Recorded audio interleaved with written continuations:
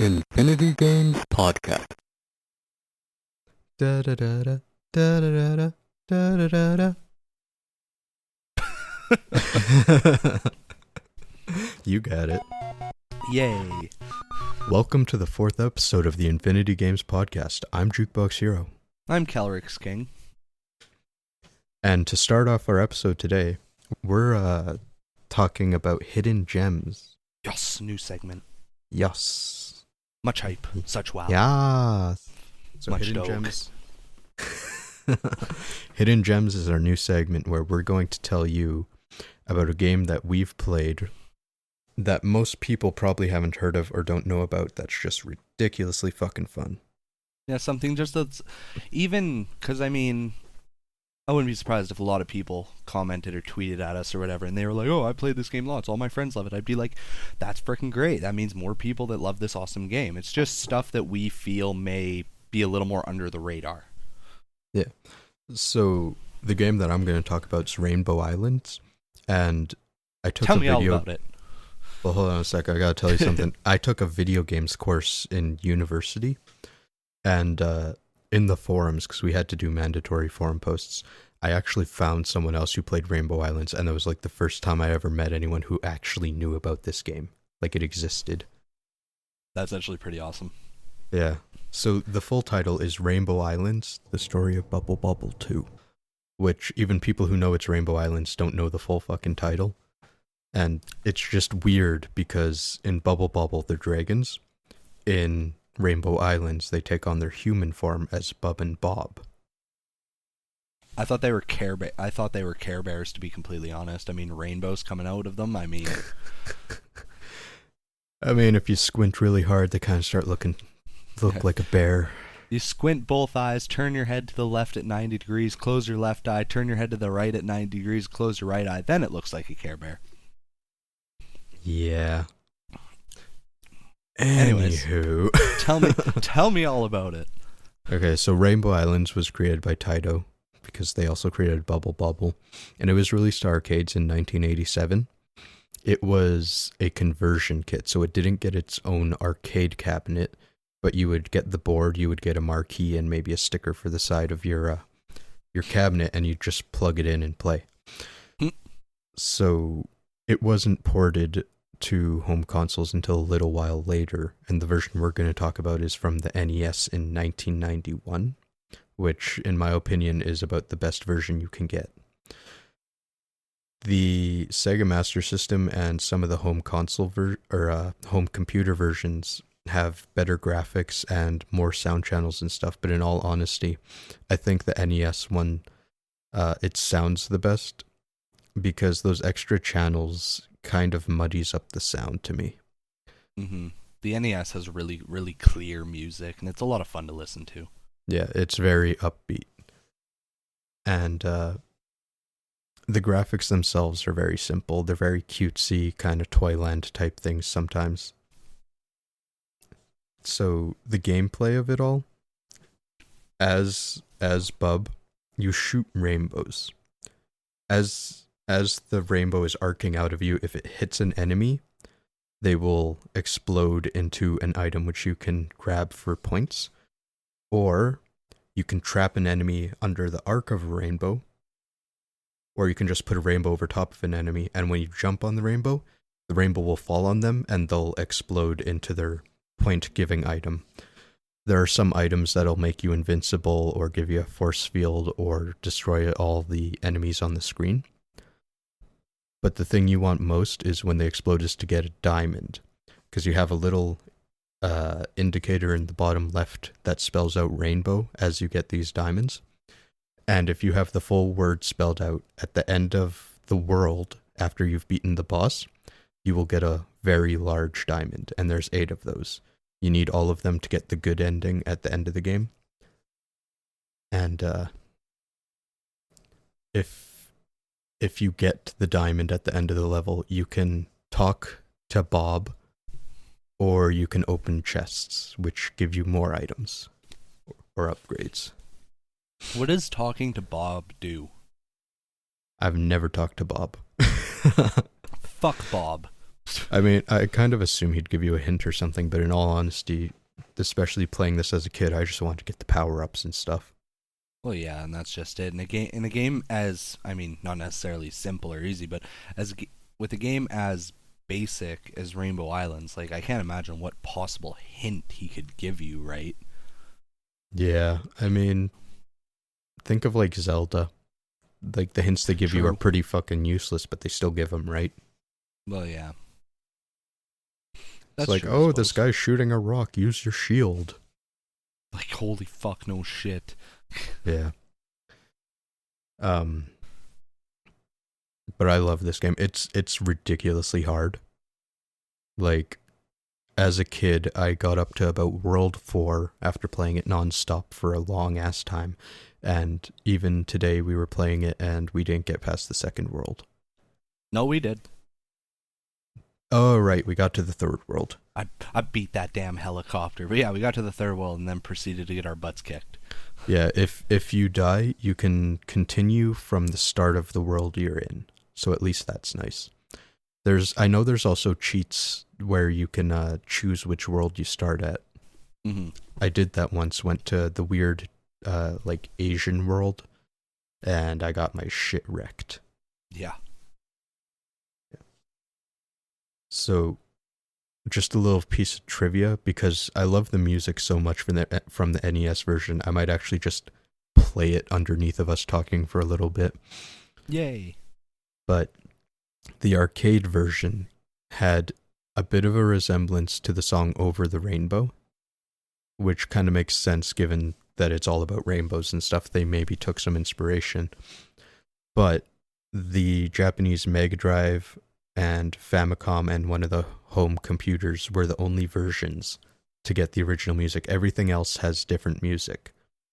So on the NES is the version that I'm familiar with. It's a lot more upbeat. It's all very staccato.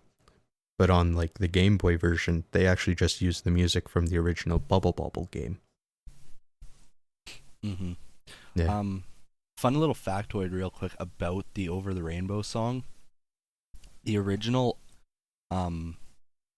songwriter and singer of it was this really big Hawaiian guy, right? And the producer told a story about how the song came to be, and apparently he received a call from the singer-songwriter. I can never remember his name, but at about 1:30 in the morning saying, I have an idea, can I come and record?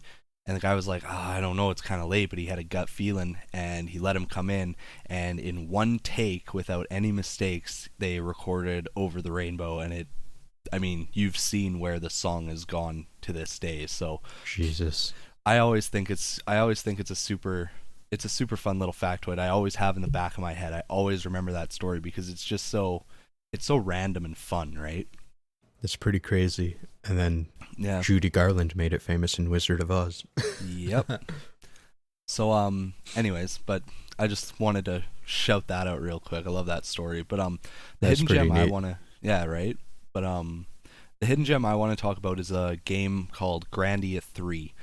It was and you might be thinking, "Oh, it's Grandia 3. That means there were 2 before it." And yes, there were, but that's not the point. It's part of a series, but it's still, in my opinion, a hidden gem.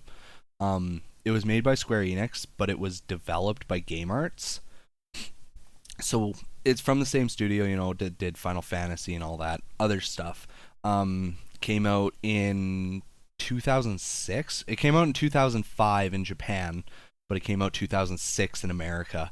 About 6 months after the Japanese release on they both came out on PS2. They were later ported to the PlayStation 3 through the PlayStation Store. I'm still hoping that one day they'll put them on the PS4 because I'd love to play through them again. And my PS2's seen better days, so Could always come over, play it here. I could, yeah, that's true.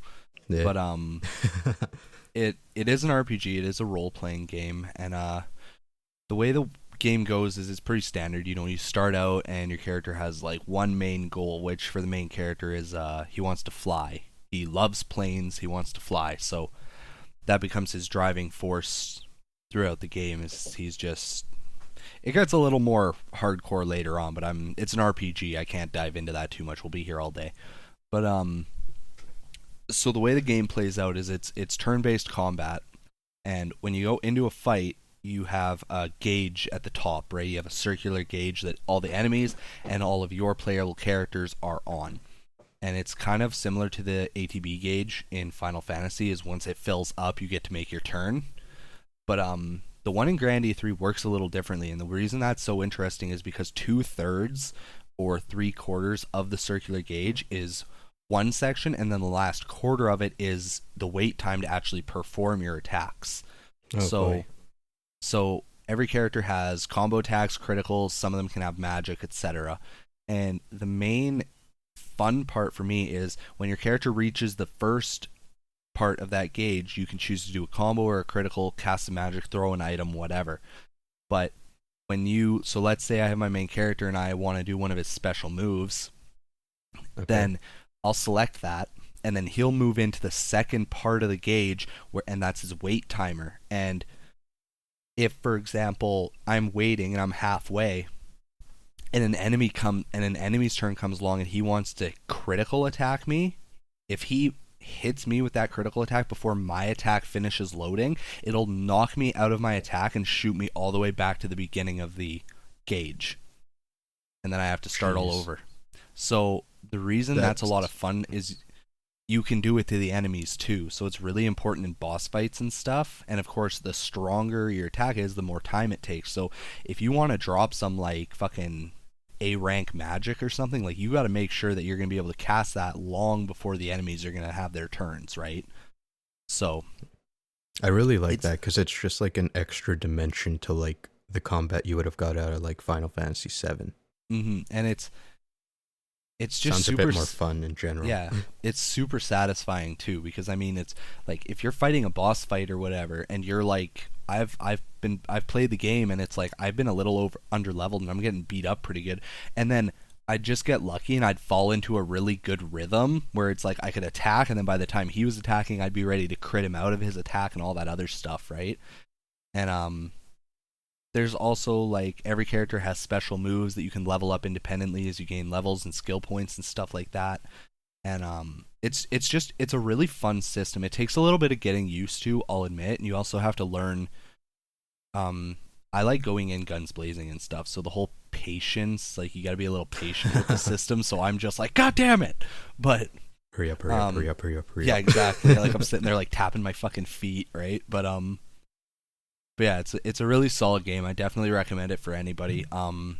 Depending where you are, where you live, what kind of game stores you frequent, if you manage to find one. Honestly, if it's $20 or under, I'd definitely say grab it, drop the cash and just grab it. Because I mean, where we are in the game stores we frequent, I don't usually see it for less than $50. Yeah, no kidding. So it's a little pricey for sure, but if you find it cheap, definitely pick it up, play it, have a great time, because it's a lot of fun. The characters' voice acting is really great. The story is honestly very compelling. And just a fun little piece of trivia here: the main character in Grandia 3, his name's Yuki. He's actually voiced by the same person that voices Ichigo Kurosaki from the Bleach anime. Which, I'm pretty sure we like walked into a room during an expo and he was like there doing improv. Damn it. We were waiting for like an MLP what would you call that? Panel? Yeah. I was gonna say, I can't remember, I'd have to Google it, but I believe the guy that voices like Ichigo, and he's like a very, very huge anime voice actor in America. He was actually one of the original Power Rangers. Cool. He was the second Black Ranger in Mighty Morphin Power Rangers, and he voices like everybody under the sun these days. He did like Dot Hack. I'm pretty sure he voices Ichigo in Bleach. So it's super cool. But what I like is the way I found that out is I didn't look it up or anything. I was just playing through Grandia 3 for the first time, and I loved the Bleach anime. I just started watching it a little while ago. And one of the main character, one of Yuki's attacks, his special attacks, is called Whirlwind, where he just like spins in a big circle with his sword. And he said Whirlwind with like that growling tone or whatever. I was like, that sounds so familiar. right? And then I listened to it a couple more times, and I was like, that's fucking Ichigo. That's totally Ichigo. Because it sounds the exact same when he says whirlwind as it does when Ichigo says Getsuga Tensho in the Bleach anime.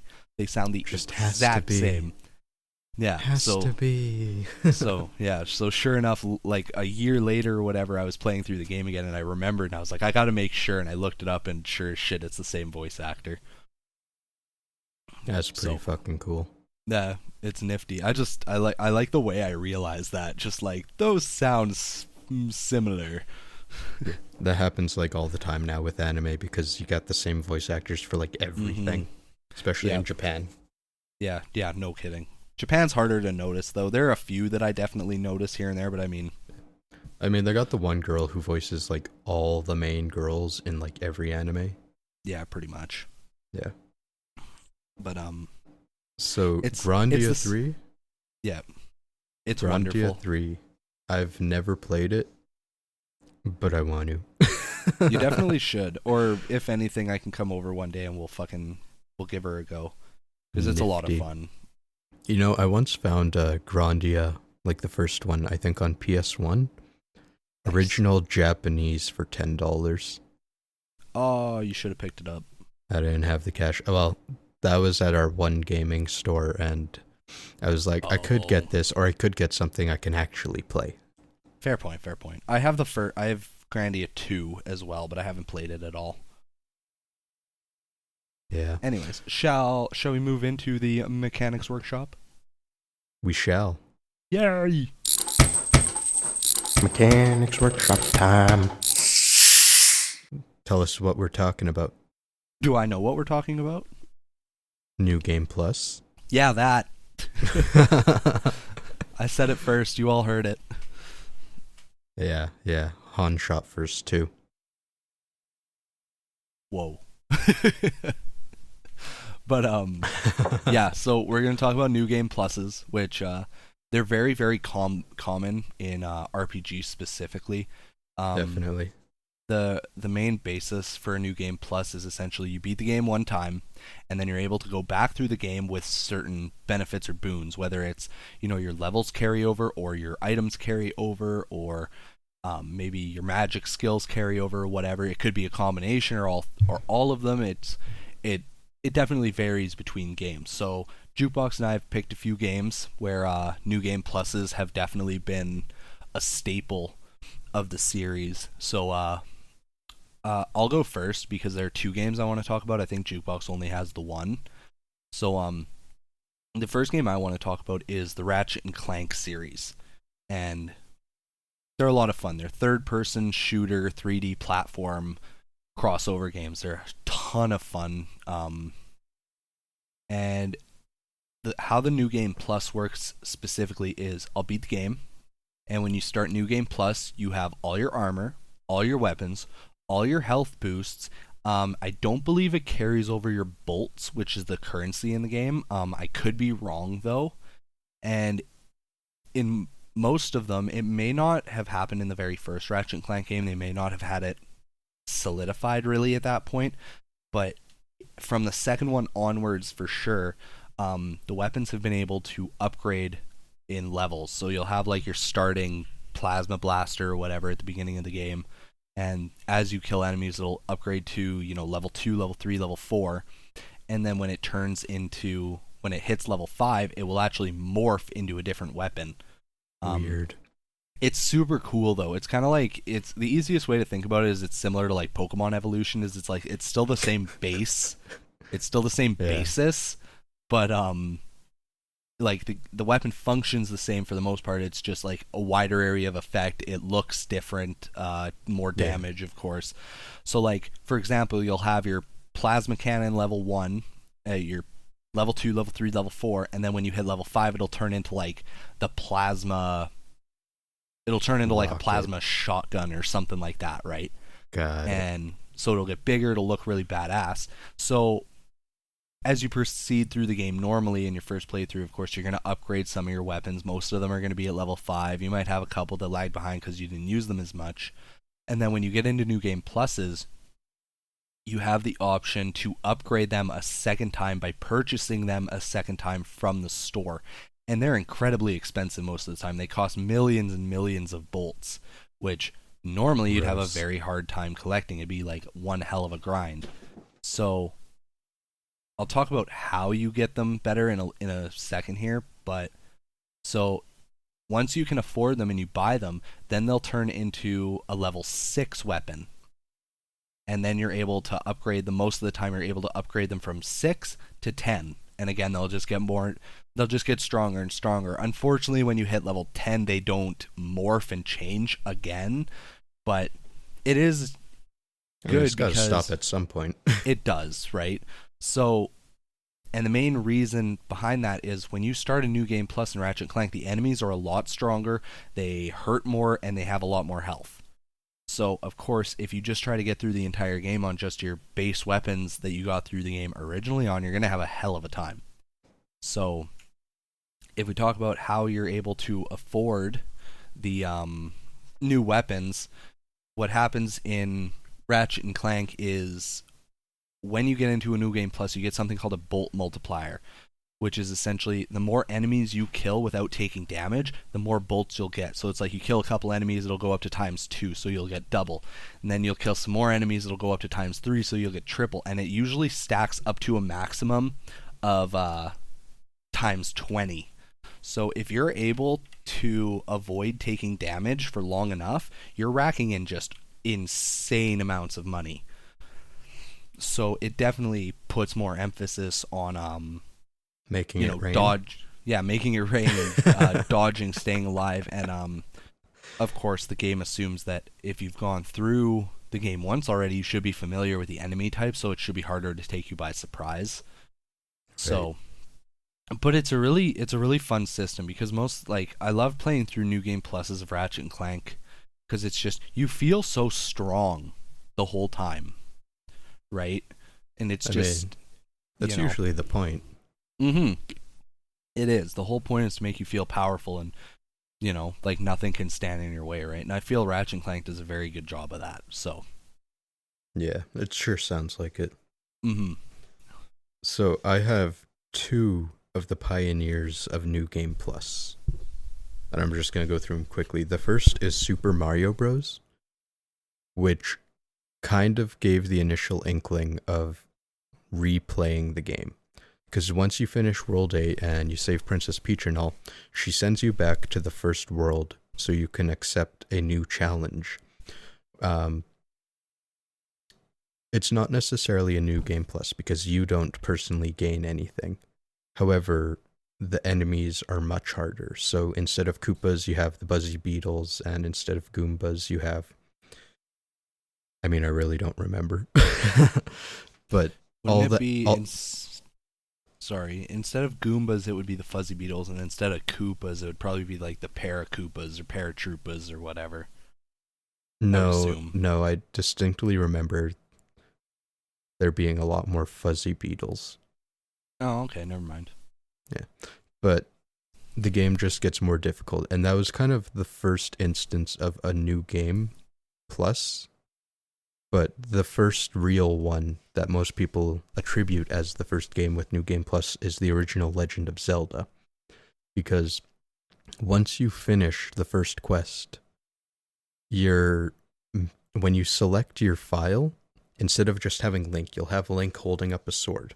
If you select that file and start playing, the dungeons are rearranged, and the map is rearranged, and the enemies are more difficult. You retain your weapons and whatnot, but... Do you? I'm pretty sure you do.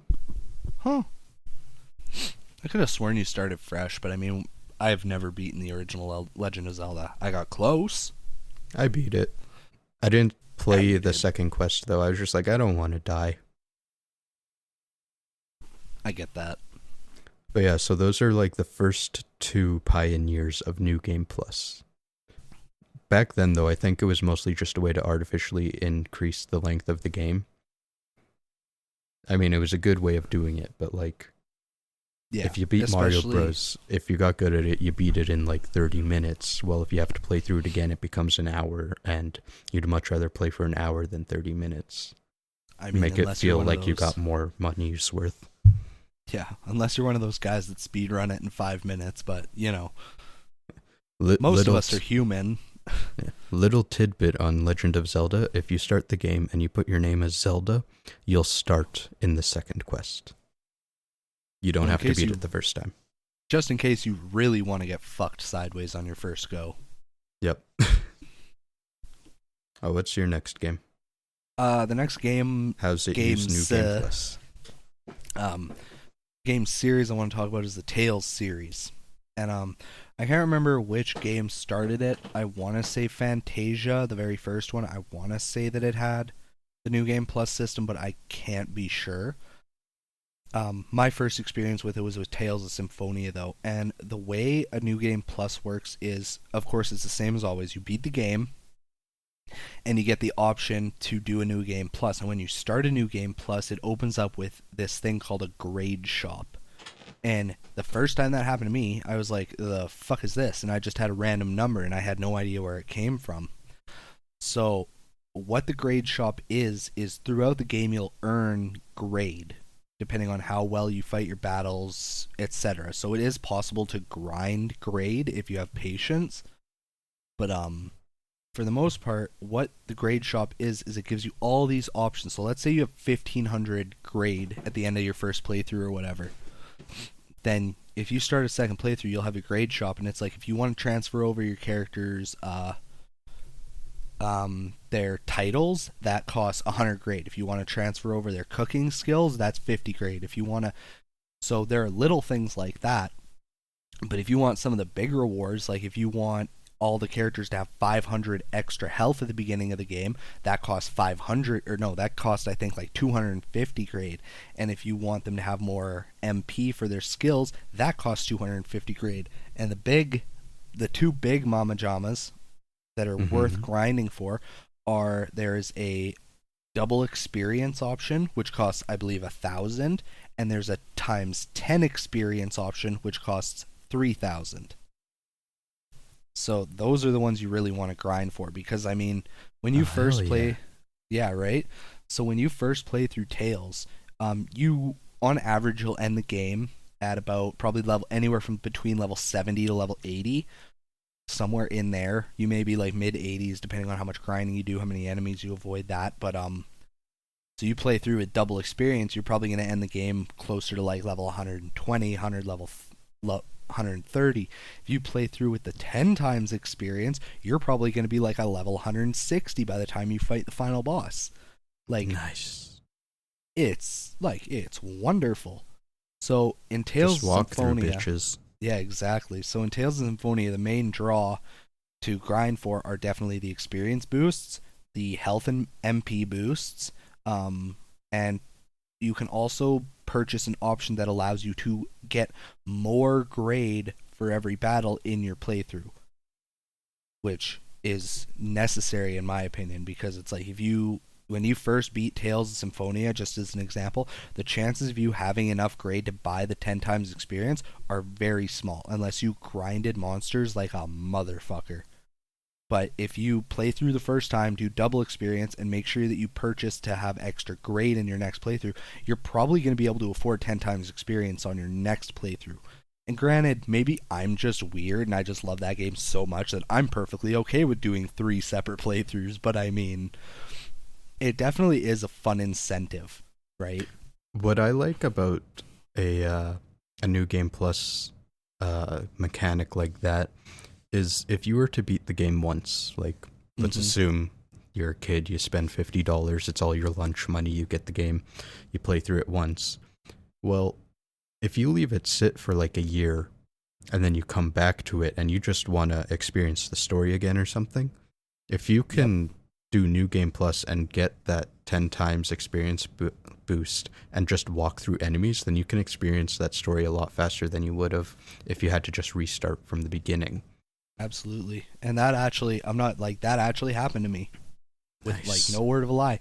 I had Tales of the Abyss on PS2, which is one of like the big 3 in Tales games, in my opinion. The big 3 are probably Symphonia, Abyss, and Vesperia. Those are like the 3. If anybody's played a Tales game, it's going to be one of those 3. So I played through Tales of the Abyss the first time. I loved it. I loved every second of it. It's such a good game.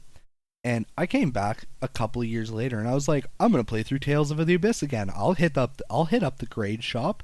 I'll walk through bitches. This is gonna be great. So I boot the game up. I still have my memory card and all that good stuff because it was on PS2. And I loaded up and I had grade. I'm like, yeah, I can't afford times 10, but I'll do double. I'll have more grade from this playthrough, transfer over my skills and stuff like that. I'm going to have a blasty blast. And I get about an hour and a half in, and my game freezes. Because my shithead brother had left my disc out, and it had gotten scratched at Kingdom Come, and it wouldn't read past the first hour and a half of the game anymore. Yeah, that was a sad day. I was so sad. I was like, I was going to freaking go hard on this game, and I can't now. And it just left such a void in my heart. And then it came out on the 3DS. It did, and I played it a decade later. I played it. I bought it. I played it for a bit. I had a lot of fun. I had a lot of other stuff going on at the time. Like I was working 50 hours a week and stuff and all that, so I didn't have as much time to play, unfortunately. But it was still really cool to go back to it on the 3DS, and I definitely want to, if I can find that game at a game store and it's not too expensive, I definitely want to buy it again and actually play through the entire game. Yeah. I just have the case and manual. You let me keep that. Yeah, because I remember I think Buddy bought a 3DS from me, and I gave him Tales of the Abyss with it because I hadn't played it. And he was like, I'll give you $20. And I was like, well, I mean, shit, it's more than I have right now, so why not? So. Oh, I meant the PS2 case. Because you were going to throw it out, and I was like, nah, it'll look pretty on my shelf. And it does. It's just a gruesome reminder every time. No. Wah, wah. Wah, wah. But, anyways, let's, so that's, in my opinion, that's probably one of the single greatest examples of New Game Plus, because it gives you something to work towards, right? Yeah, and I've got two more examples, and I'll just get through those quickly. The first is Disgaea. Instead of calling it New Game Plus, they call it a new cycle. So what happens is you beat the game, and you can choose to restart from the beginning. You retain your characters, your levels, your assembly rank, and your equipment. So on the second playthrough, you can just walk through shit. And what people will often do is they will just keep resetting it until they reach a point where they're at like level 9,999. Which is just goddamn madness. Which I reset it once. And I started to do that because I just wanted to try and see what it would be like, because that's one of the... It's not necessarily a selling point, but people always talk about when they talk about Disgaea is just getting to ridiculous levels and then doing like 1 billion damage. And it was honestly fun to be able to go through the game quickly because I was strong as all hell. Yeah. But I still think those people are crazy to get to 9,999. I mean, I won't stay on this for too long, but in most of the Disgaea games, once you get to a certain point, there is actually usually a certain level that you're able to farm. And I did that once on Disgaea 4. Okay. I just farmed. There was a certain level that if you went to the assembly and you voted to up the enemy levels to a certain point, there was a glitch in the game where a level 99 enemy gave the same amount of experience as an enemy at like level 500. I love the glitch gremlin. He gives us good things. He does most of the time. Sometimes. Sometimes. It was funny because our friend who we mentioned 2 podcasts ago in episode 2, our friend Mohawk Man, he had just started getting into Disgaea while I was playing through number 4, and he was playing through Disgaea 1. He was playing through the DS Nintendo version. DS port. Yeah. So he was having a lot of fun with it. So I texted him once and I was like, take a while, guess what level my characters are at. And he goes, 80s. I was like, they're at 110 right now. He goes, oh my God. And I was like, yeah, no, but I'll text you back in 5 minutes. And he's like, why? I was like, you'll see. So I grind this level for 5 minutes, right? And I text him back. And I was like, now guess what level they're at? And he's like, what? And I was like, 215. He goes, what the fuck did you do?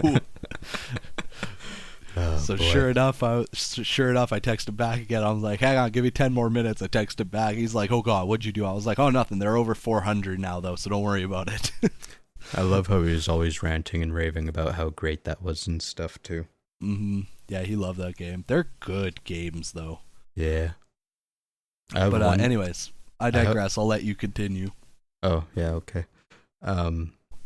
The other example I want to get is just kind of a different way that New Game Plus can be used, because we've been talking about you restart the game and either the levels are different and harder, or your character retains his equipment, money, whatever else.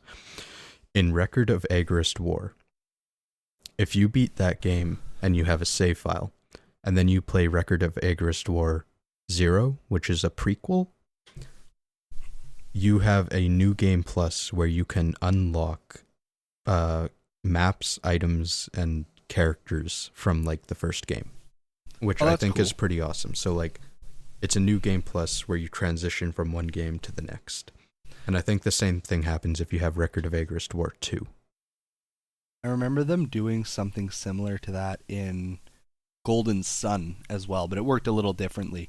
And the way it worked is Golden Sun 1 and 2 have password systems where you can use to share game data and stuff. So you play through the first one, you beat the game, whatever, your characters are all at like level 50 with like, they're loaded out with like insane weapons, and you have all the excuse me, sorry. And you have all the Jinn or whatever. So when you're playing through number 2, you get to a certain point where the 4 main characters from the first game will join your party. And now there are 2 ways this can happen. Either you just play through the game normally, they'll join you. They'll be, I think, level 40 or something at that point. They'll join with 4 Jinn each and just standard decent weaponry. Whereas if you start Golden Sun 2 and you have the password from the first game after beating it and you input it at the start of your game, when you get to that point in the game, those characters will join you at the level they were in the first game when you beat it, with all the equipment they had in the first game when you beat it, and with every Jinn that you had in the first game when you beat it. Oh, it's so wonderful. It's super cool because when you do that, if you had collected every single Jinn in the first game and you collect every single one in the second game and you mix the passwords, it gives you the grand total. I can't remember the number, but you'll literally have every single Jinn that's possible to have, which is the only way to unlock a couple of the post-game dungeons. You need every single Jinn. So if you don't beat the first game and get everything and then transfer the data into the second game, you can't access some of the post-game content, which I think is super cool. No kidding. I mean, if you're super hardcore, you just get more. And I mean, they're super fun games, so I mean... Yeah. I think I remember I borrowed one for like a short while from you. You very well may have. I can't remember, though. Yeah, I probably played 2 seconds. I was like...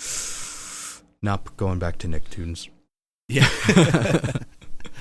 No, Nicktoons was shit. It was probably The Incredibles.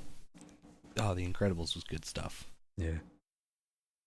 So I think that wraps up our segment on Mechanics Workshop. Yay! And our New Game Plus. Yeah. So if anyone listening can think of any other New Game Plus modes or games that have New Game Plus, feel free to tweet them at us at games_podcast, or definitely comment on the YouTube video if you'd like. We always have to kind of look through our game collections beforehand just to kind of pick out games, so we definitely probably missed a lot. Oh, absolutely.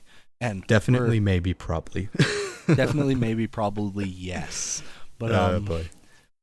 But definitely, we're both huge game nerds. We love learning about new games and new stuff. So if there's anything you've played and loved and enjoyed and you think it's a hidden gem, or you think that it shows off a mechanic really well that you want us to talk about, let us know, and we'll definitely get around to it. For sure. For sure. So we're going to go into our last segment, which is games we've been playing. And I think we'll just transition from that into our main topic, which is Yooka Laylee and 3D platformers. I love that game so much. Yeah. It's It's time for games we've been playing. The segment where we give insight on what we've been playing. New or old, good or bad. Here is what we've been playing.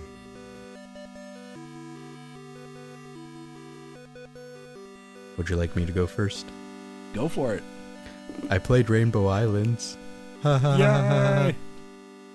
Yeah, just briefly, it was wonderful to reminisce about that game and just listen to the music. Music's so good. Yeah.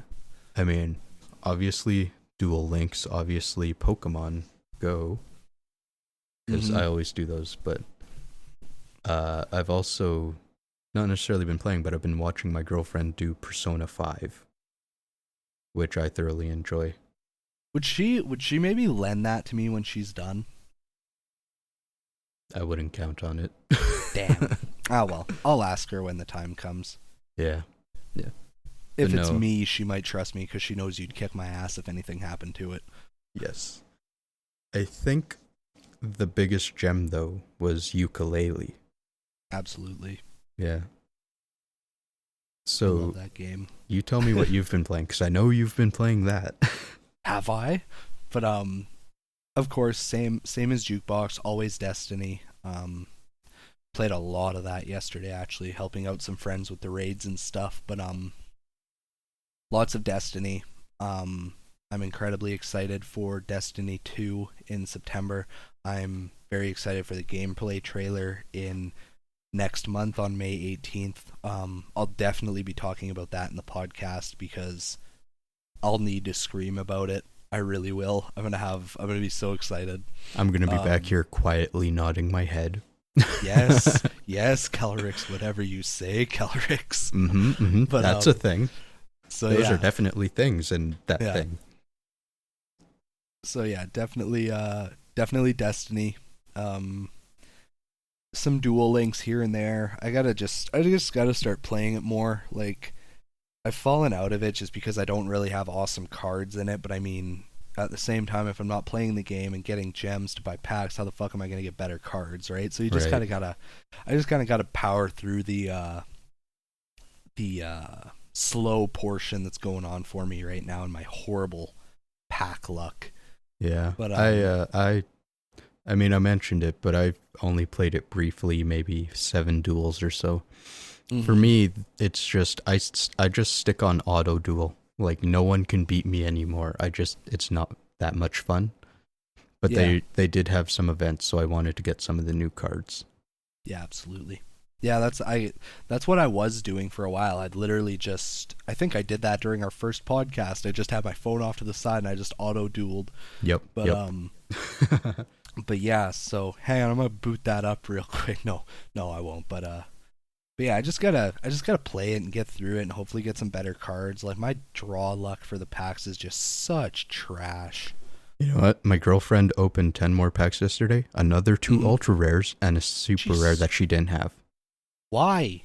Why are the ones who love and frequently play the games? Why are we the ones that get shafted? No, she plays it pretty regularly.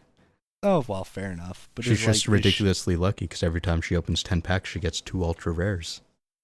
Bitch. Anyways. Hey, you I'm watch your mouth. Yeah, I know. I do it all in fun. I just know. jealous. We all jealous. Yeah. But Now get to the good bits. Yeah. More Destiny. No. God damn it.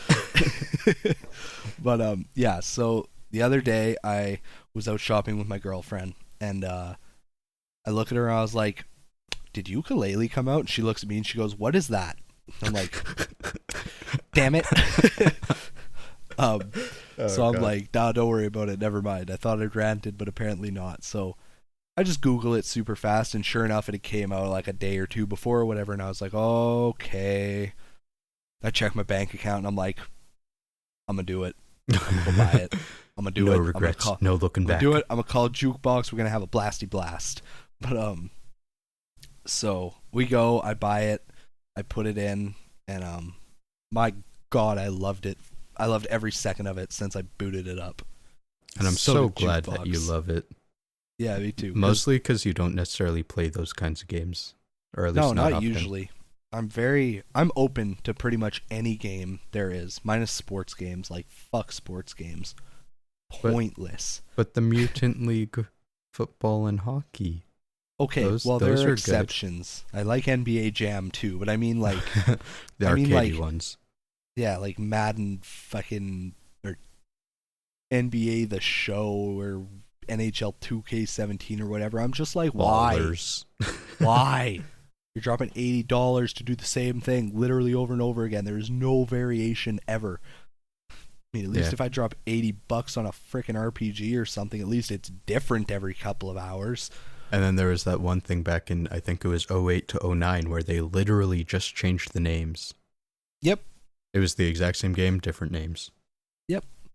But anyway, so I get Yooka Laylee, and I've never actually, for anybody who doesn't know, Yooka Laylee was a Kickstarter game by Playtonic Studios, I believe, and they were Yep. the same people who worked on and made Banjo-Kazooie and Banjo-Tooie.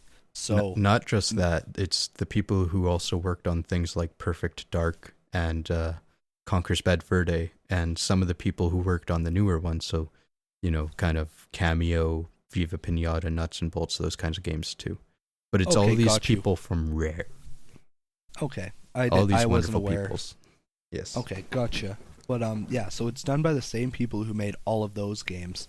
And I mean, those games are all fucking amazing. So, Not the Fun- Nuts and Bolts withheld. Nuts and Bolts withheld. That one's a little it's a little hit or miss. It's Yeah. some people love it, some people hate it, it's It was It's okay up in for the me. air. It looked pretty. It does. It looks very pretty. So, Yooka Laylee plays exactly like Banjo-Kazooie and Banjo-Tooie, and that's why God, a yeah. lot of people are just considering it the sequel to Banjo-Tooie. They're considering it just being Banjo 3E with a different skin on it. More which, or I mean, less. It fucking is. I mean, I super got that vibe. Like, if you took the characters and put on the skins of the characters they resemble from Banjo-Kazooie, it would be a new Banjo-Kazooie game. It would 100%. 100%. Yeah. So It's so pretty. it's so pretty, and the It's- movement is insanely fluid. It's like if you miss a jump or you mess up on a boss fight or something like that, like it's your fault. Except that it's- first boss fight. That first boss fight's a little wonky. There are a couple of parts in there I wasn't too pleased about, but I mean, Most people were complaining about just the first boss, though. The other ones are pretty damn good. yeah. Well, like I said, I'm gonna play it a bunch later today and tomorrow and all that. I'm gonna try and beat it in the next couple of days here, but yeah, the first boss fight's a little wonky. Because the whole thing is you gotta dodge rolling logs to get up to him and hit him, and if you get to the top of the ramp and a log hits you, you'll slide down the ramp on your butt. And you can't jump, you can't do anything. If one of the other logs in front of you, if you hit that on your way down, it damages you again. So you It's a get hit giant once. pain in the ass, literally. Yeah, it was terrible. It took me, I think, like 4 tries to beat that boss because I kept getting cheaped out of my last couple of health points because of that bullshit. But, I mean, it's that a was minor like the only thing. low point. Yeah, that was the only point where Jukebox and I were playing through this game together, and we're just like, really? Like, are we Can being you not- serious? Can I just want to like hire the guys from Crystal Glass, like the auto place? Send them Yeah. to him. Yeah. Send it back once he's dead. But so that was the only low point. And it's like you start out the game and the only thing you can do is jump. So I mean the first level by itself was it took me a few minutes to figure out where I was going cause again, I don't like play the these overworld games. map.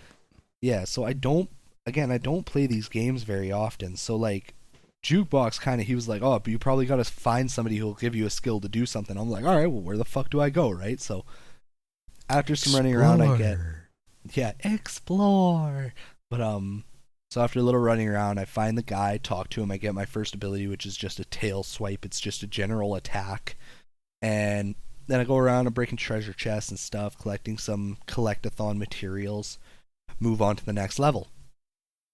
And then I realize really quickly, I'm like, what are all these flowers that are around? And they have like these little crystal grapes on them. And Jukebox is like, I'm gonna imagine it's similar to Banjo-Kazooie, where you had the eggs and you could shoot the eggs. I was like, okay, but then why the fuck can't I do it? Yeah, because I was just like, use your tongue. Obviously, you got to eat these things. Yeah, and then I try using my tongue, and it, Just bounces nothing off. nothing happens. So I'm like, well, what the fuck? So then I get a rolling move that I can use to go up ramps and stuff. It lets me stick to slicker, steeped surfaces so I can get around. It also just a boost to movement speed. So I'm like, all right, well, I guess I'll just go exploring. So I'm running around collecting more materials, and I find the trouser snake. I fucking love him. His name is Trouser with a Z, and he's a snake. But And he wears pants. Ba-dum-ts. Jesus, I can't believe you just made that joke. Oh, come on, dude. It's like Banjo-Kazooie. It's nothing but puns everywhere. It is. I love it. I love it so much. But It's just, they gotta have one about a giant dick. Absolutely. So we find the trouser snake, and he's your main abilities tutor kind of thing, right? So as you collect He's like some of the Bottles. collectibles, yeah, he's like Bottles from Banjo-Kazooie. He's the one that'll teach you the new attacks and the new moves and stuff, right? So same as Bottles, as you're running around collecting Mumbo or whatever, right? I don't remember which it was. I think it was Bottles. Mumbo was the one that, he was the skeleton that you could like transform into, and you could do magic in certain stages and stuff. Right. But It's been a while since I played.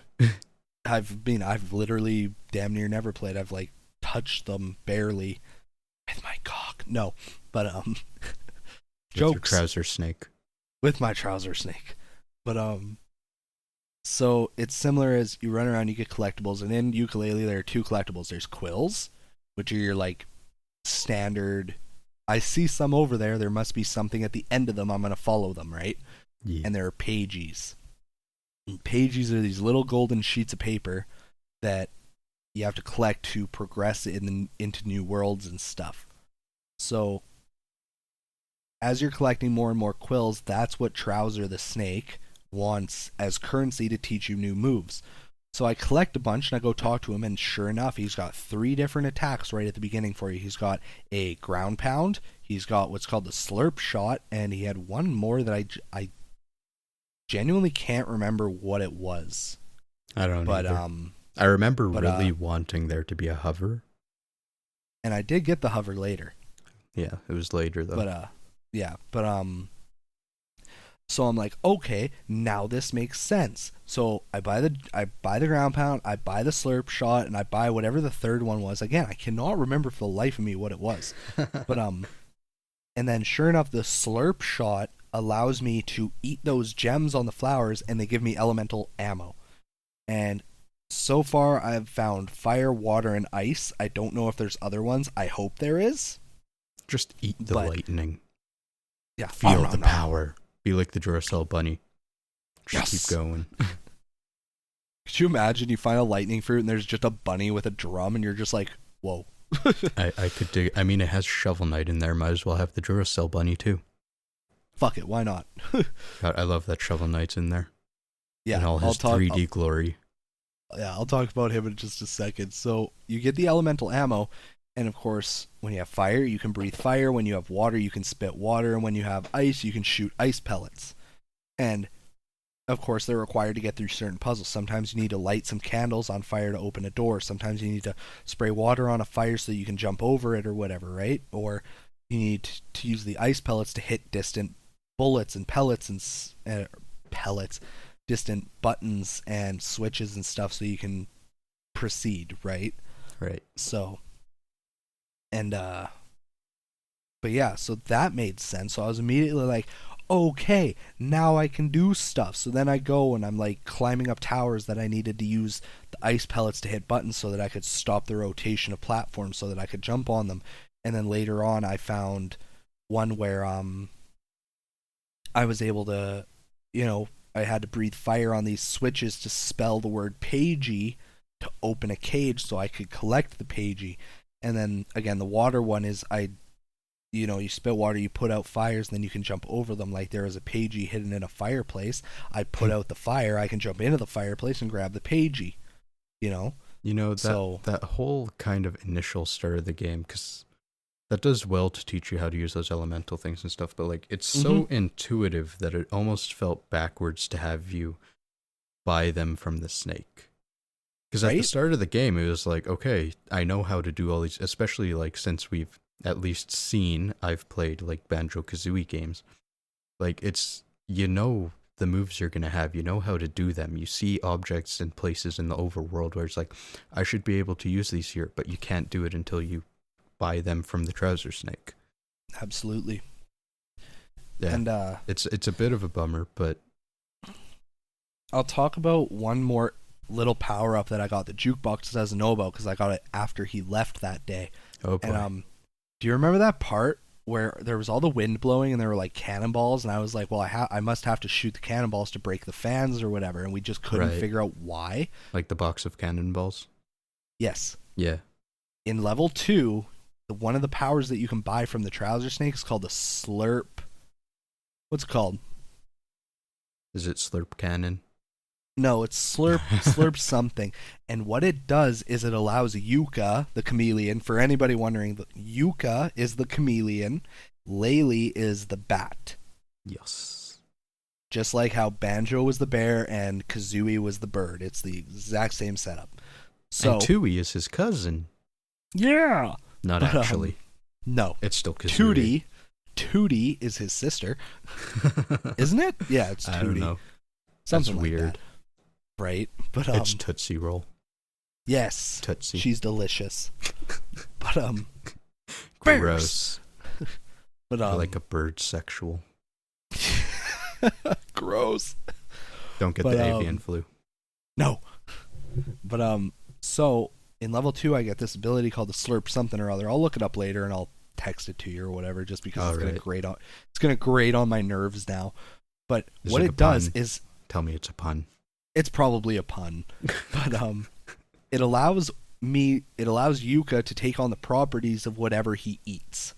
Oh. So you eat the cannonball and then you become heavy like a cannonball, so the air can't blow you around.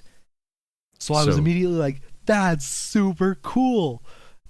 And then I would have never guessed that. I just assumed you had to like blow up the one cannon in the overworld and then you'd be able to use the cannonballs to shoot things. Yeah, exactly. So that's what I thought too. I was like, oh, whatever. It's just a different form of ammunition. I must just need a different power up before I can use that form of ammunition. So I got that ability and I was like, that's such a cool way to do it. Because of course, what's the first instinct? You see cannonballs. What do cannonballs do? They fire out of a cannon. They're projectile ammunition. So immediately our heads are wrapped around, we must have to shoot them somehow. So like, I was super surprised, and it went a step further is I found some fire, like I found a pot of coals, like fiery coals. And the second level is an ice level. Ooh. And I get to this area where it's cold and I'm losing health. And I'm just, Breath of the Wild. It is. It's like Breath of the Wild, right? So immediately, my first instinct is, there's a fire over there. I must have to get warm. So I run over there. This is before I got the power up. I run over there and I stand by the fire, and sure enough, I'm not losing health. I'm like, all right, so I must just have to like haul ass through this area until there's another fire or whatever. So I start going, and I get to this pot that's not on fire. And I'm like, shit. I'm like, all right, might as well try to... Yeah, might as well try to make a run for it. So I go, and sure enough, I die because my characters are freezing to death. So I'm just like, what the hell? So later on, I get this power, and I'm like, I wonder. And I hit circle because you eat whatever you're trying to eat the same way as you eat the fruits to use them as projectiles. And he swallows part of the fire. And he becomes all red and glowy and stuff. And I'm like, no fucking way. He's just burning up from the inside. Yeah, so I start running. He's in pain. Yeah, He is. He's dying. I'm a horrible, horrible god. So I'm running and I'm not freezing to death anymore. And I get to the next part and I'm like, well, fuck, like, what do I do? And I try hitting square to see if I can blow fire. I can't. So I'm like, shit. I'm like, this is going to be a long shot, but I jump on the coals. They start on fire. Nice. I'm like, fuck, I am yes. the Human Torch. Yeah, no kidding. So I'm like, fuck, that's cool. So sure enough, I continue through that area and I'm lighting all the pots of coals on fire so I can reload, because of course it's a timed thing. Right. So I reload my fire and I keep going. I light all the pots, and once I've lit them all, it opens a door and there's a pagey behind it. I'm just like, that was fun. That sounds That fun. was like, it was super entertaining. And then I get to this next part and there are these icy slopes. Right. And I'm just like, shit. I'm like, all right, well, I'll try rolling up them, because I mean, that's what my rolling thing is for. It's supposed to let me go up like ramps and stuff. Yeah. So I try, and sure as shit, what happens? I slip off because it's ice. So I'm like, Tell me what you needed to fuck. There was a beehive hanging on a tree nearby. eat. Oh god. So I ate the honey, and it made me good. sticky. I thought you were gonna say I ate the bees. And it let me fly. God, Jesus, not the bees. Yeah. No, Yooka's mouth was a little fucked up. He had a little allergic reaction, but yeah, I ate the bees. No, I ate the honey. I ate the honey out of the beehive, and it made me sticky like honey, which allowed me to both. I could either walk up the ramp or roll up the ramp, and of course I rolled because it's faster. But I just needed that extra stickiness to be able to get up the ramp. And again, like, I get all the way up there, and I'm just like, that was wonderful. So like, it was just with this ability, if Yooka was to eat Laylee, would he become Ozzy Osbourne? probably. That's how this works, right? It would actually turn me into Thomas the Train Engine on cocaine, is what it would do. Also Ozzy Osbourne. Got it. He's the conductor. There's no brakes on this train. All aboard the train. No. But, Get on the crazy train. Yeah. But shameless plug here. Aussie sponsor us. No. God, But no. That's not how that works. No, unfortunately. But could you imagine you just get an email from Ozzy Osbourne? I love your podcast, boys. Here's some money. Yay! So, but yeah, and again, I just like it. It was just so cool because I was like, "Fuck, that's interesting and that's fun." I can dig it. Right? So, You keep talking about Yooka Laylee, and like, I was there with you for like the first level of the game and stuff, but like, I can't afford it right now, and so it's giving me this real big craving to like go play Banjo-Tooie, because that's the one I do own. do it. Yeah. I mean, it's really weird whenever I want to actually play something on the N64, because Isn't like it, nothing aged well. So That's like N64 is like me. my least favorite thing to go back and play. Yeah, that's like me. It's like I want to play.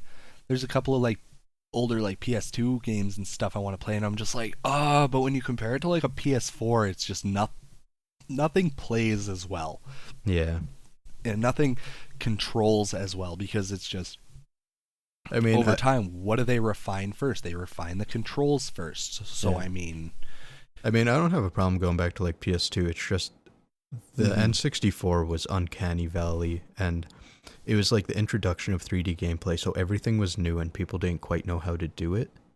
So exactly. like, even going back to Mario 64, turning and stuff doesn't feel as good as even the game before it, like on the Super NES. Like, that one was even more intuitive than on the N64. Yeah, that's just the unfortunate. It's the unfortunate thing. It's like, Not that they're all bad or anything, but like, oh God, no. But I mean, it's just one of those unfortunate things. It's like, you look at like, I don't want to bring this up, but I'm gonna. But it's like, oh God. you look at what Mega Man Legends 3 could have been, and how well it could have controlled, and how it could have been so smooth, because you could have just used the L and R buttons as an easy way to move your camera, and it could have played a lot better because Mega Man Legends 1 was really choppy. Right. It was really hard to control nicely because it's like I think L and R rotated your camera and the D-pad moved Mega Man. I don't think you used the control stick at all. I could be wrong though. It's been a long time since I've played it or seen someone play it. But they're very tricky controls. So Right. I mean, I can't imagine how well Mega Man Legends 3 could have potentially played had Capcom not been like, lol, fuck you. Bastards. Yeah, I'm Fucking mad. Crapcom. Fun story. Jukebox came with me on It was a to a family get-together. reunion. Yeah, it was like a family reunion for my family, and he taught me how to play crib, and I learned in the most heartbreaking way that 19 in crib is equivalent to 0. You bastard! You have 19. Where do you see this? Then my mom peeks over and she's like, "Sweetheart, 19 means you have nothing," and I'm like, "You're a fucking asshole," you know. That's just like, but so we go, and the first night we were there, we literally didn't sleep because we just shit talked Capcom the whole damn night. Yeah, like I made him listen to an entire All Gen Gamers podcast where they had Rob Man on, good friend of one of the hosts at the time, and Mega Man's his most favorited game in like the whole world. Like he has the entire series, like he has Japanese versions, he has arcade machines, all that sort of stuff. And he was like heartbroken that Mega Man Legends 3 wasn't a thing. He was part of the movement of 100,000 strong for Mega Man Legends and stuff like that. And I made him listen to that whole podcast, and we just sat there like, man, fuck Capcom. Yeah, fuck Capcom. Fucking like literally Capcom. for just like 8 hours. It was just fuck Capcom back and forth. Yeah. But I remember at like 4 a.m, I'm just like sitting there because I was kind of on the floor on a little mattress thing or something, and he was on the bed, and I had my arm under the bed, and I'm like, hey dude, and you're like, yeah, and I'm like, I feel something crawling on me, and you're like, kill it. I'm just like, nah.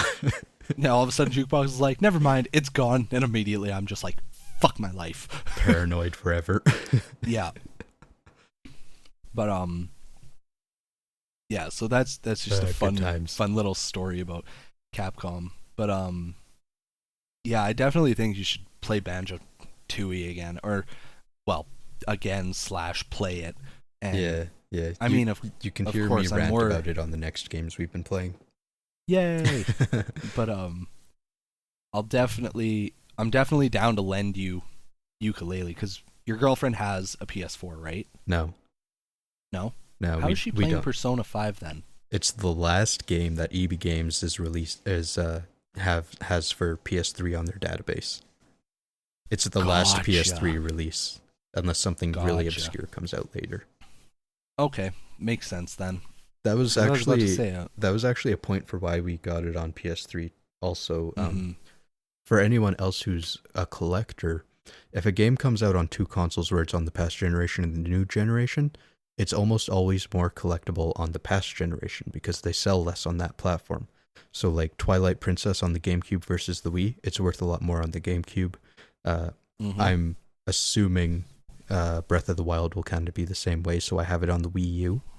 Yep. And Persona 5 most definitely will be, because even for like limited editions and stuff, like they only had limited edition stuff for PS4. So there's a lot more incentive to get it on PS4, especially since, you know, it's been out for like 3 years now. Well, I mean, Breath of the Wild is... You told me it sold 370,000 copies on the Wii U? Yeah, and like 1.1 million on the Switch. Yeah. A near 100% attach rate, which is almost unheard of. Exactly. So, I mean, that just goes to show that that within the next probably... I'd say within probably 5 years... our Wii U versions of Breath of the Wild are probably going to be worth what they were when we paid for them. Yeah. Like, guaranteed. You're going to start seeing them in, like, the Wii U versions at least. You're definitely going to start seeing them in, like, game stores, and they're probably going to be, the price is going to be jacked up. Yeah. It's usually not a significant difference, but maybe $10 to at most $20 difference between the versions. Mm-hmm.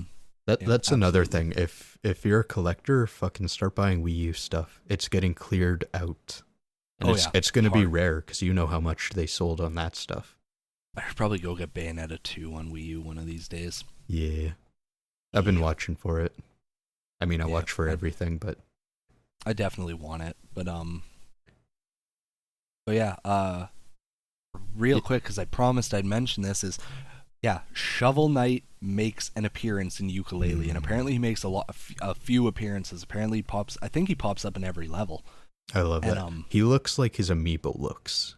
Yes, he looks exactly like his amiibo looks. He's super bulky, and he's funny too. The puns. He's like, because the first time we found him, we were like, "Oh my god, like fucking Shovel Knight," and we were super hyped because and what does he say? He's like, "Oh, there's a giant ass gem at the top of this tower, but I can't get up there because I'm not used to this 3D. I'm not used to this third dimension." And I'm just like, "Ha! It's funny because you're 2D." But it was just it was super funny. Jukebox and I had a really good laugh about that, and had a little squeal. Yeah, had a little squee moment. And, I'm definitely excited to see him in the other levels. Like it's You got to tell me the other puns because I'm sure he'll make more. Oh, I absolutely will. I felt so bad. I can't remember it, but Laylee made a really wicked pun, and I clicked away from it before I could like take a picture of it and tell you. I was like, no, because it was just, it makes so many though. Yeah, it was good though. Like I laughed out loud. It was freaking hysterical. But you know what, just dude? Just go back a little bit when you were talking about Mega Man Legends. You kind of reminded me because I forgot I have Mega Man Legends 2. Nice. So, collectors, once more, if you want to kind of like jizz in your pants or something, just listen to this. I found it amongst CDs at a secondhand store for $2.15. I fucking hate you. Yeah, it's worth well over $100 now. Well, I mean, you have Sonic Adventure, the limited edition on your Dreamcast too. Yeah, like the you one. got that for fucking $5.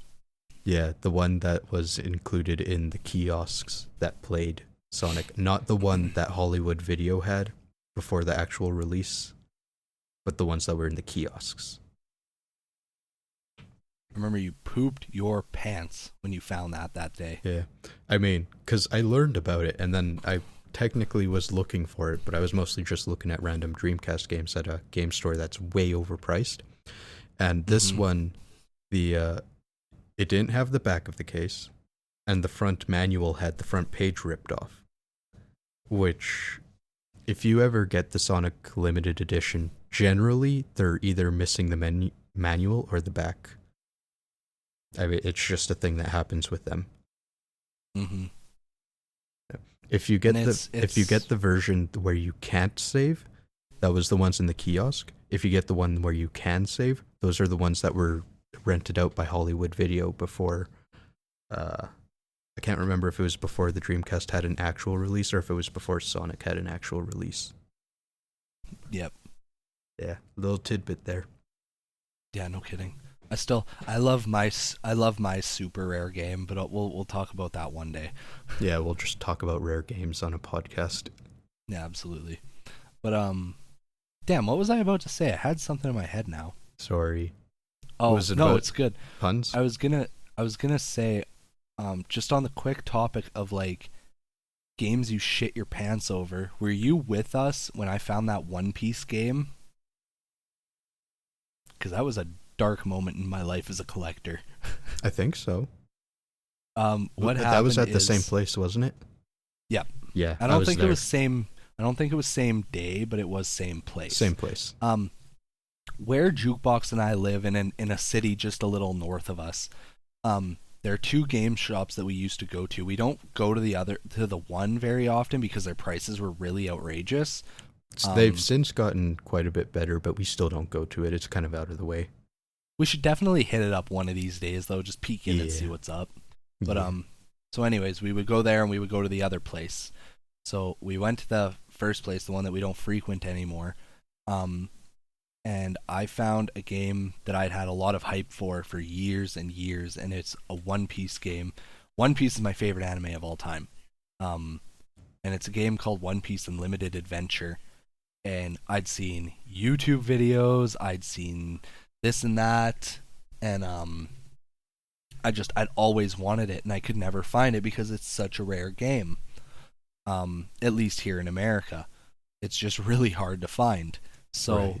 I found it, and it was $40, and I was like, I have no money.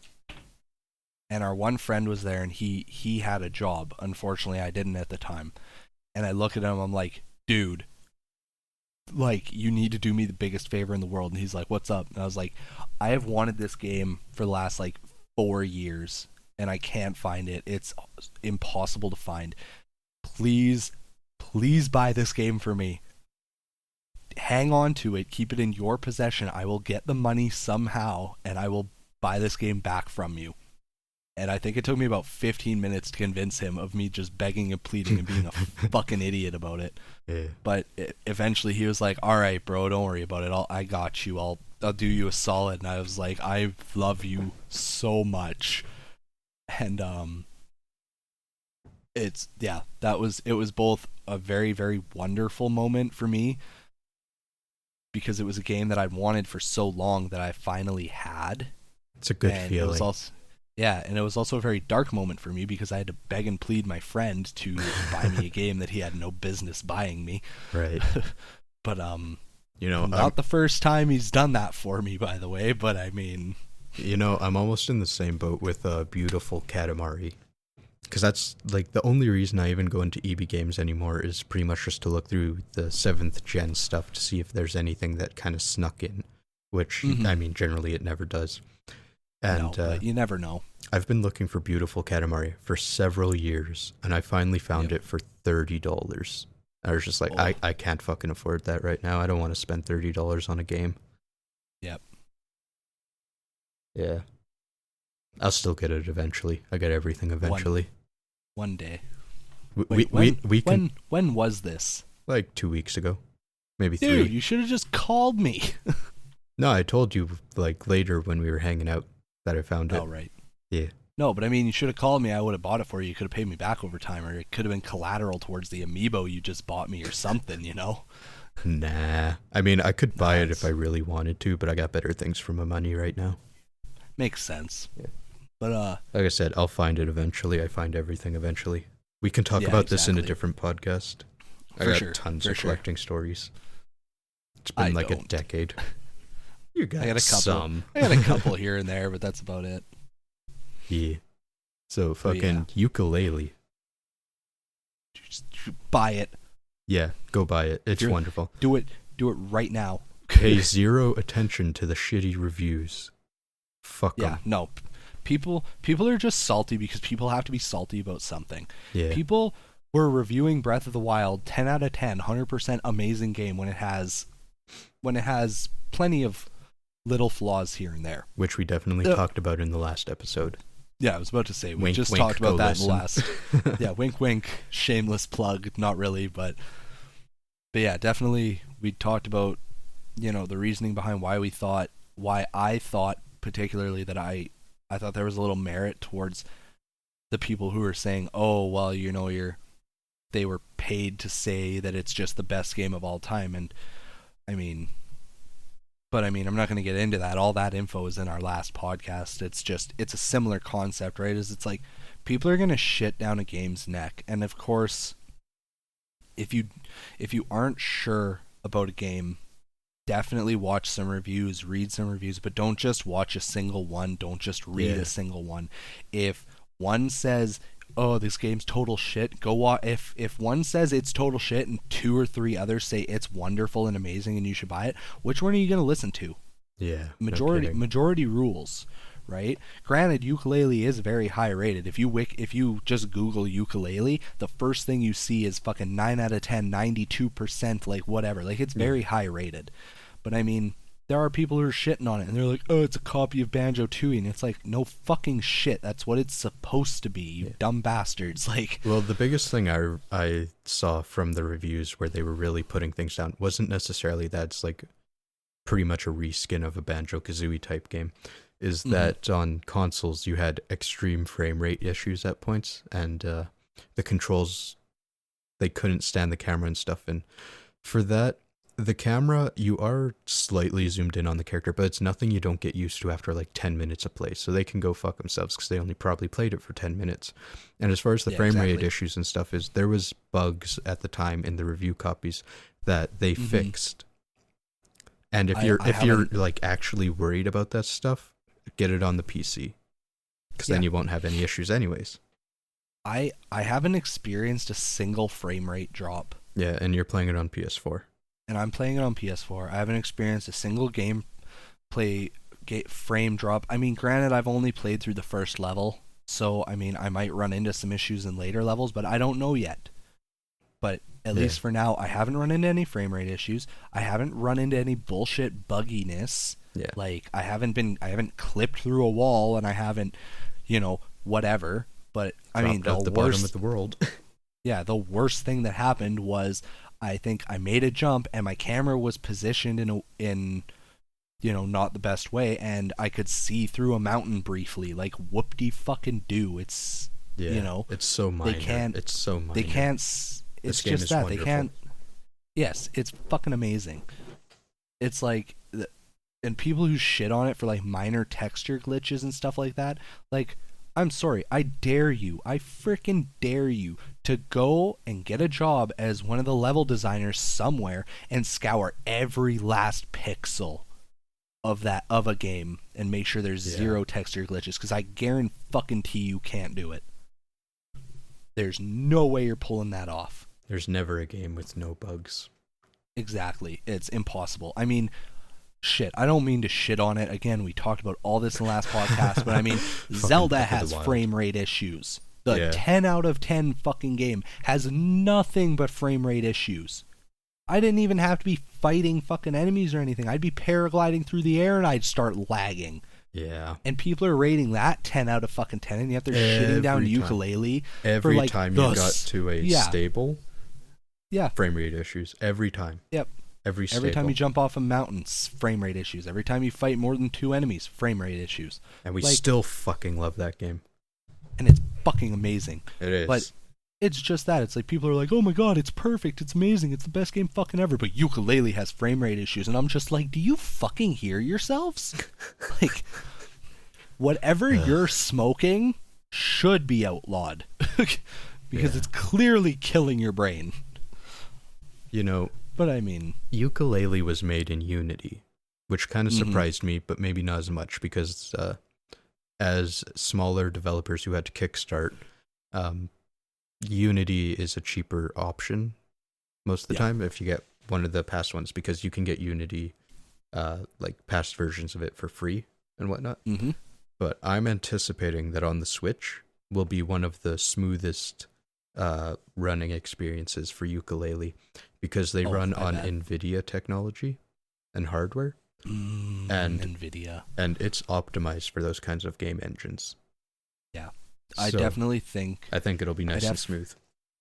Yeah, 100%. Yeah, if you want Yooka Laylee, and you should want Yooka Laylee, if you have a Switch, honestly, wait for it. Yeah, definitely. I would definitely recommend play it on the Switch or get it on PC. If you don't have either, definitely get it on PS4, or I believe it's on Xbox One. It's literally on everything. Yeah. It's on everything except the handhelds, I'm pretty sure. Yeah, and the past generation. It's like, get this game. I don't care how you do it, but get it. Get it, play it, love it. Yeah, it's so fucking wonderful.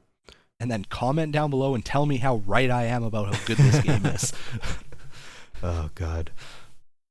But I think as soon as we're done recording, I'm gonna go watch some gameplay. I think I'm gonna play it. I just got that hankering.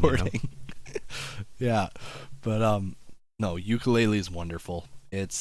I'm beyond happy I picked it up. Also, fun fact, it's cheaper than normal games. Yeah, it's not a AAA game, so it's not AAA priced. It's not like $80 Canadian. Yeah, like all of our other games. I got it for $50 Canadian, which is it's difference. Probably a $30 US game. Probably, or $40 at the very least. I mean, Or at the very most, you mean? Yeah, it's definitely worth its price too. Because when me and Jukebox first started playing it, he was like, "How much was this again?" I was like, $50. He goes, "Still, he was unsure about the price." It sounded high to me because I wasn't sure how complete the game was, as like how much levels there was to it. And when he told me that there's like, I was just like, "Oh shit, that's definitely fucking worth $50." Because those are very full worlds, and I really, really love that you can expand them. Yeah, so again, I'll touch on that real quick, because there's 5 worlds, but if you consider the expansions, in my opinion, there's 10. Because you get to the first world, you go into the book, you can run around, there's plenty to do, and then if you exit the book / level, whatever, you go into books to access the other worlds, a la fucking Mario 64 and jumping into paintings kind of style. Yeah. But so you exit, and the first thing that they tell you is, if you want, you can make the book / the world bigger. And sure enough, I was like, that's weird. So I go back in, and I ran up this one area, and it just cut off. Like, it was just a ramp to nothing. And I was like, So I go and I expand the world. I come back, and sure enough, that ramp leads to this giant tower that's full of other shit to do. And I'm like, well, fuck, all right then. Yeah. You almost like double the size once it's like fully expanded. I'd actually say I think you do a little more than that. I think when they start out, you have about a third of the entire level, and then you get the other 2/3 after you expand it. I can dig it. And of course, you don't have to expand them if you don't want to. If you wanted, you could go and you could bang out all 5 levels and go straight to the final boss, I assume. But if you want more to do and you want to have more fun, then definitely expand the worlds. Oh god, yeah. It just gives you more to do. It gives you more time to play around with your new powers and your new abilities and stuff. I bet you have to expand it in order to get enough items to actually go to the final boss.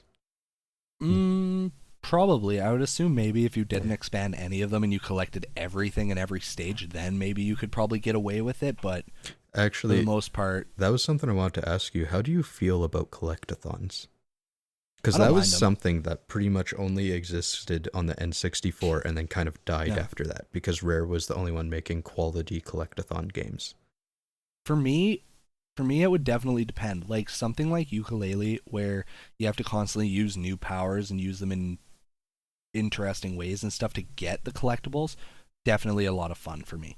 Yeah. Like I got to one area where I was on one platform and there were 4 other platforms, and there was cannonballs and one of each fruit. No, sorry, there were cannonballs, the fire fruit, and the water fruit. So and there were 4 platforms surrounding me. So what happened is, on the one platform, a block of ice fell. So I had to use the fire fruit to melt it to go through the hoop, and I had to keep going through hoops to unlock to get the pagey for that little mini game. Right. So it's like, on one platform, there's a big gust of wind, so I'd have to eat a cannonball so that I wouldn't get blown away. And then on the other side, I had to use fire to melt the block of ice to get through the hoop. And on the other side, I had to use the water to put out a fire so I could jump over it and get to the pagey. And then on the final side, I had to ground pound and destroy a box to get through the hoop. So I'm constantly, every time it was like, you'd start in the middle, grab a power, jump through the hoop, jump back to the middle, grab a different power, jump through the hoop, grab a different power, jump through the hoop, and you had to constantly keep jumping back. It took me like 5 tries. That sounds like all the platforms, you lost me. Yeah, because all of the platforms are made out of fucking ice. Right. So you're sliding around at the same damn time. So it was goddamn fucking hard. Yeah, but my god, did it feel good after I beat it. I was like, fuck yes. Nice. Nice.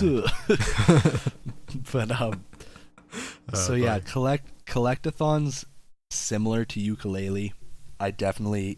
I'm enjoying a lot right now.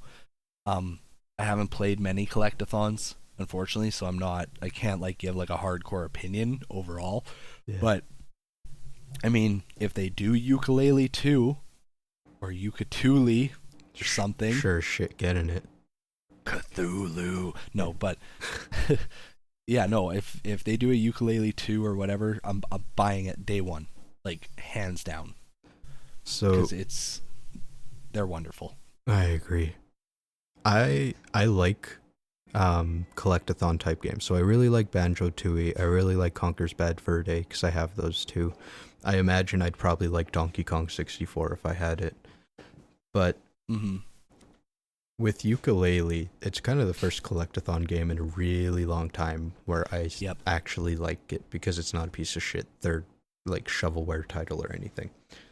Yeah. What I really like about like these kind of collectathons is I can be a completionist, but almost only when there is like a number of things that you have to get. So like a number out of a number, a percentage of something, if you can get 100% of that.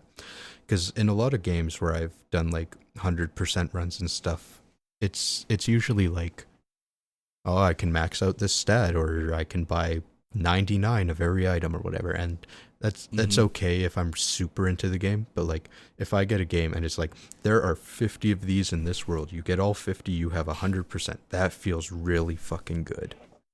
Feels very rewarding. It's addicting because it's like, let's say you're running around having fun and then you leave and you're like, damn, I only need 4 more to have 100. Like back in you're going. Yeah, and they know this. Like it's the human condition to want to have complete sets. So that's why these games worked so fucking well back on the N64. Yeah, I definitely hope that Yooka Laylee revives the genre. Yeah. Because I definitely play more as long as they play as well as Yooka Laylee does. Oh, definitely. Definitely. You know, the people who worked on this game, like, especially the music, because Grant Kirkhope, he was the one who did, like, the Banjo-Kazooie games and stuff, and he's just fucking excellent. Like, you hear the music and you know it's his. And then, what's his name? Pierce? God, I can't remember, but he did Donkey Kong Country. He did all the minecarting levels and stuff, the music for that, and he did some minecarting stuff in this game too. And like you can tell it's him, and it's just really great music. And it just came back, like all of it. It's just like nostalgia hit. Gavin Price. Right. Yes. Gavin Price. Yeah, he did music in Donkey Kong Country. They also have the guy who did a lot of stuff for Cameo, Viva Pinata, and whatnot, the newer Rare games that were with Microsoft. And like Viva Pinata is pretty fucking great.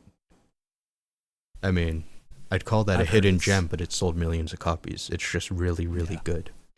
I've heard it's a fun time. Good time waster / chill the fuck out kind of game. Yeah. I mean, on the other podcast I'm on, Podcast TBD, Scufflewick, he 100%ed that game. Which one, sorry? Scufflewick? Viva Pinata? Which game again, sorry? Oh, Viva Pinata, Jesus. Yeah, which was pretty significant. There's a lot to do in that game. I bet. Yeah.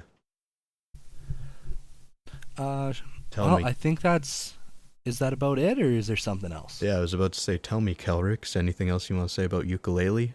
Any more nerdgasming to be had? I love it. Buy it. Definitely. I love it. Buy it. So I think that wraps up this podcast. I think so. I'm Jukeboxhero. I'm KelryxsKing. Thank you for listening. See you guys next time. So, if you've listened this far, thank you. We are going to be on iTunes. Yay! As of this episode, we should be on iTunes. So, it would be much appreciated if you subscribed to us and left a review. If you leave a review on our iTunes, we'll be sure to read it off during the show. Absolutely. Shoutouts for everybody. Yeah. So, thanks once again. Thank you very much. Talk to you guys later.